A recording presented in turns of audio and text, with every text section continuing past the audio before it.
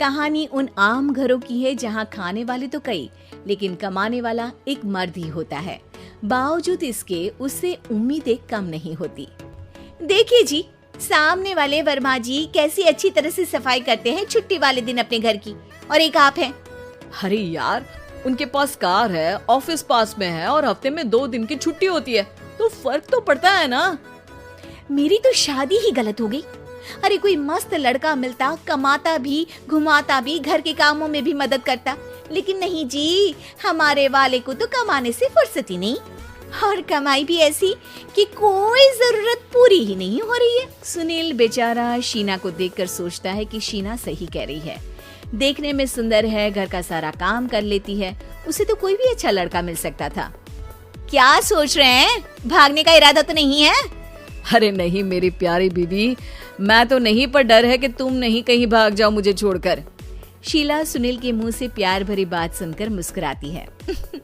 आप भी ना। सुनील एक दिन ऑफिस से घर आता है कि तभी शीना कहती है, सुनिए जी, वो मेरी सहेली आई थी, सारा दिन वो लोग यहीं थे, अब जा रही थी तो मैंने कहा नहीं, मेरे पति छोड़ आएंगे ना तुम्हें, तो रोक लिया मैंने। सुनील थोड़ी देर कुछ सोचता है, फिर कहता है, ठीक है, मैं कपड़े चेंज करके आता हूँ। अरे तेरे पति को तो लग रहा है कि अच्छा नहीं लगा। अरे नहीं, ऐसी कोई बात नहीं है, रुको मैं अभी उन्हें घर के कपड़े देकर आती हूँ। शीना अंदर जाती है जहाँ सुनील पलंग पर लेटा होता है। अरे क्या मजाक है, वो कह रही है कि आपने मुंह बना लिया। सही तो कह रही है, सुबह से अब ऑफिस से लौटा हूँ, 1 कप चाय का तो पूछा नहीं, 20 किलोमीटर जाओ और आओ, और फिर कल उसी टाइम पर ऑफिस। अरे यार, मुझे गाड़ी चलानी आती ना तो बोलती भी नहीं आपको, और कौन सा रिक्शा खींच कर जाना है आपको। सुनील अब क्या बोलता। रात देर से आता है और सो जाता है। अगले दिन शरीर दर्द हो रहा है। अरे तो मत जाओ ना ऑफिस, चलते हैं ना मार्केट घूमने, फिर पिक्चर देखेंगे और रात में खाना खाकर घर वापस। सुनील जब सारे दिन की थकान वाला शेड्यूल सुनता है तो वो सीधे ऑफिस के लिए तैयार हो जाता है। अब आए दिन शीना की डिमांड बढ़ती ही चली जाती है और सुनील उसको पूरा भी करता, लेकिन एक दिन, ए जी मेरा भाई आ रहा है, उसे 2 लाख रुपए की जरूरत है। हाँ तो मैं क्या करूँ शीना, मेरे पास इतने रुपए नहीं है। हाँ पता है नहीं है, लेकिन किसी से लेकर तो दे सकते हो ना। अरे मैं किससे मांगू, मेरे तो जानने में भी कोई नहीं है जिसके पास इतनी बड़ी रकम हो। तभी वहाँ शीना का भाई शीनू आ जाता है।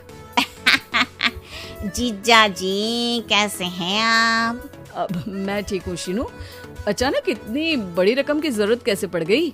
अरे जीजा जी, वो बिजनेस शुरू किया ना, तो उसके लिए पैसे की जरूरत है, काफी हो चुका है, थोड़ा पैसा बचता है तो मैंने सोचा आपसे ले लूं। अब देखो, मेरे ऑफिस में कुछ लोग हैं जिनकी सेविंग अच्छी है, मैं उन लोगों से बात करके देखता हूँ। सुनील ऑफिस से किसी से पैसे लेकर शीना को दे देता है। शीना वो पैसा भाई को दे देती है 2 महीने बाद।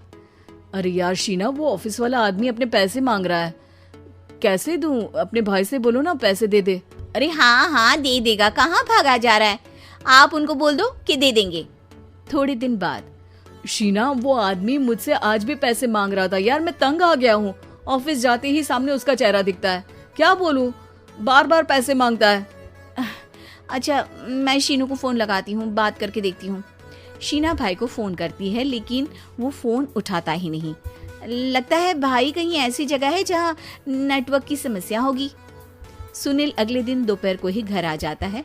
उसका चेहरा उतरा और परेशान सा होता है, वो रोने लगता है। अरे क्या हुआ जी, आप इतना परेशान क्यों हैं? सब ठीक तो है ना? अरे नहीं शीना, कुछ ठीक नहीं है, मैं ठीक नहीं हूँ। तुम्हारे भाई के लिए मैंने जो पैसे लिए थे, उस आदमी ने आज भरे ऑफिस में सबके सामने मेरी बेइज्जती कर दी। सबके सामने आज मैं कर्जदार बनकर खड़ा था। मैंने हर वो प्रयास किया घर चलाने के लिए जो मैं कर सकता था, लेकिन अब नहीं होगा। वो फिर रोने लगता है। अरे आप तो औरतों की तरह रो रहे हैं, मर्द हैं आप। क्यों, आदमी के सीने में दिल नहीं होता, या फिर वो इंसान नहीं मशीन होता है? अरे मैं थक चुका हूँ शीना, तुम समझती क्यों नहीं? मैं भी शारीरिक और मानसिक रूप से थकता हूँ, मैं भी आराम करना चाहता हूँ, सुकून चाहता हूँ। मैं अब कुछ नहीं कर सकता। कुछ नहीं। वो बैठ जाता है। शीना पति को हैरान परेशान देखकर चुप हो जाती है।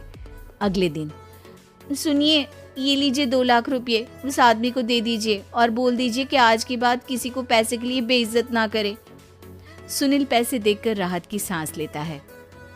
अरे शीना, तुमने तो मेरा बहुत बड़ा काम कर दिया। अब मैं शान से ऑफिस जा सकता हूँ। लेकिन ये पैसे आए कहाँ से? ये पैसे मैंने अपने गहनों को गिरवी रख कर लिया है। तुम ठीक रहो, निश्चिंत रहो, मैं बस यही चाहती हूँ।